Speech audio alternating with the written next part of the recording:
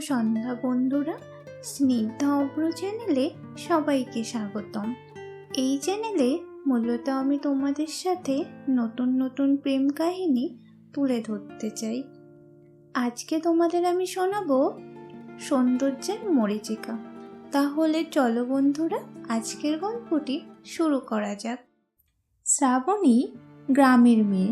সে শহুরে মেয়েদের মতো অত আদব কায়দা বোঝে না, অত জটিলতা সে বোঝে না। শ্রাবণী মধ্যবিত্ত পরিবারের মেয়ে। তার বাবা পেশাগত দিক দিয়ে একজন দিনমজুর। তার বাবা শ্রাবণীকে ভালো পোশাক কিনে দিতে পারে না। সে কোচিংয়ে গেলে সবাই তাকে গাইয়া মেয়ে বলে হেয় করে। কেউ তার সাথে বন্ধুত্ব করতে চায় না, তার পাশে পর্যন্ত বসতে চায় না। শ্রাবণীর প্রিয় বান্ধবী বলতে একজনই আছে, অয়ন্তিকা। অয়ন্তিকা বেশ বড়লোক বাড়ির মেয়ে। তার সাজ পোশাকের মধ্যে আছে অনেক আধুনিকতার ছোঁয়া। একদিন শ্রাবণী অয়ন্তিকা দুই বান্ধবী মিলে ঠিক করে তারা দুজন একসাথে কলকাতার চিড়িয়াখানায় ঘুরতে যাবে। চিড়িয়াখানায় গিয়ে শ্রাবণী ও অয়ন্তিকা একই সাথেই ঘোরাঘুরি করছিল। হঠাৎ অয়ন্তিকার একটা জরুরি ফোন আসায় সে শ্রাবণীকে বলে একটু অপেক্ষা করতে। আর সেই অপেক্ষা করার মধ্যেই শ্রাবণীর সাথে অভ্রর পরিচয় হয়। প্রথম দেখাতেই অভ্র শ্রাবণীকে ভালো লেগে যায়। সেখান থেকেই অভ্র ও শ্রাবণীর মধ্যে ফোন নাম্বার আদান প্রদান হয়। শ্রাবণীকে দেখতে তেমন সুন্দর ছিল না, ছিল হাঁটুর নিচে গোছা ভরা চুল আর দুটি মায়াবী চোখ, যে চোখের মায়ায় যেন অভ্র আটকে গিয়েছিল। দেখতে দেখতে 2 মাস পার হয়ে গেল অভ্র ও শ্রাবণীর ভালোবাসার। একদিন অভ্র শ্রাবণীকে দেখা করার প্রস্তাব জানালো। শ্রাবণী কিছু না ভেবেই অভ্রর প্রস্তাবে রাজি হয়ে যায়।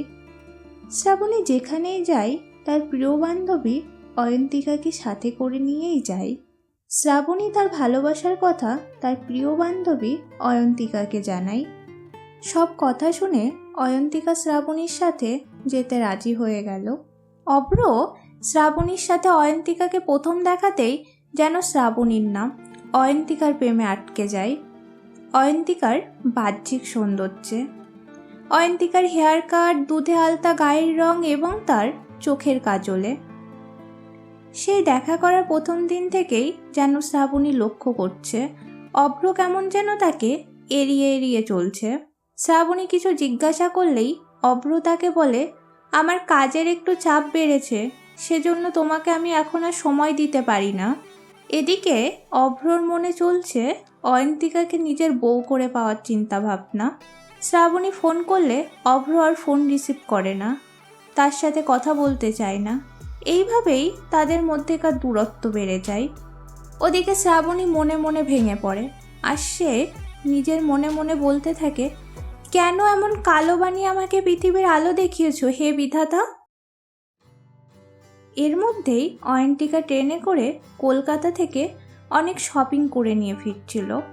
হঠাৎ অভ্রর সাথে অয়ন্তিকার দেখা। অভ্র গিয়ে অয়ন্তিকার সাথে কথা বলে এবং অয়ন্তিকার ফোন নাম্বার চেয়ে নেয়। এভাবেই চলতে থাকে তাদের দুজনের মধ্যেকার কথাবার্তা। দেখতে দেখতে 4 মাস পার হয়ে গেল। অভ্র সাহস করে অয়ন্তিকাকে তার ভালোবাসার কথা জানায়। অয়ন্তিকা বলে, তুমি যে আমার প্রিয় বান্ধবী শ্রাবণীকে ভালোবাসতে। তখন অভ্র বলে, ছি, কি কালো চেহারা, আমি কিনা শ্রাবণীকে ভালোবাসতে যাব। শ্রাবণীর পাশে প্রথম দেখাতেই আমি তো তোমার প্রেমে পড়ে যাই। এটা শুনে অয়ন্তিকা অভ্রর প্রেম নিবেদন মেনে নেয়। এইভাবেই চলতে থাকে তাদের মধ্যেকার ভালোবাসা।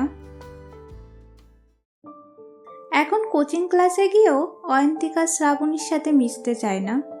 এদিকে শ্রাবণী অয়ন্তিকার না মেশার কারণও বুঝতে পারে না যে তার কি হয়েছে।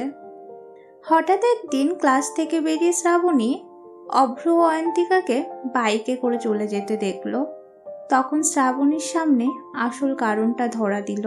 শ্রাবণী ওটা দেখে বাড়ি ফিরে তার বাবার ফোন থেকে অভ্রকে ফোন করে বলল, ভালো যদি নাই বাসবে, কেন আমাকে ঠকালে তুমি, কেন মিথ্যার আশ্রয় নিলে বলো?